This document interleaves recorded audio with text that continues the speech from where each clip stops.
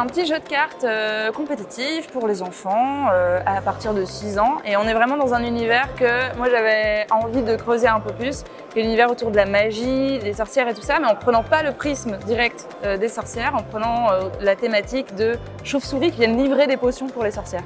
Voilà, sur une sorte de Deliveroo des ingrédients pour les sorcières que je trouve assez sympathique. Pour le coup, ça a été assez rapide dans nos échanges et donc on est vite arrivé au projet final. Il n'y a pas eu 1000 échanges et 1000 discussions et 1000 retouches sur le jeu et la mécanique. Et tout ce qui vient autour avec l'illustration et tout ça, ça a apporté vraiment une plus-value hyper forte parce qu'en fait, on a besoin de ce renouveau aussi dans les illustrations de jeux.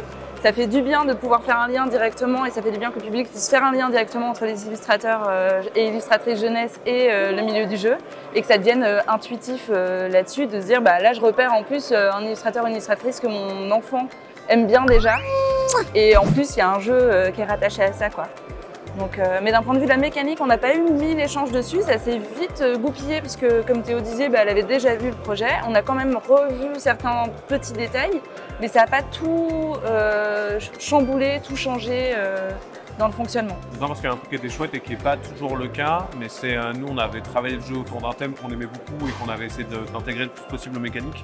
Parfois quand un jeu arrive dans le circuit éditorial, le thème change pour des raisons commerciales.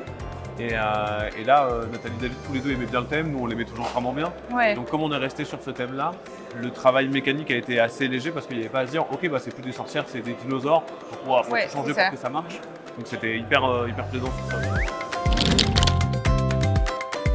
Que ça se passe bien, et que leur lancement se passe vraiment comme ils se le projettent pour l'instant dans leur tête parce qu'on a toujours un peu des projections de ce que ça va donner et j'espère que ça va coller à ce qu'ils ont envie d'avoir comme résultat et comme retour. A priori, ils commencent très très fort quand même, donc j'ai pas de doute sur le fait que ça va bien commencer. Et puis c'est des personnes qui ont déjà beaucoup d'expérience, donc je pense que ça aide aussi à faire un démarrage en fanfare comme ça dans le milieu quoi.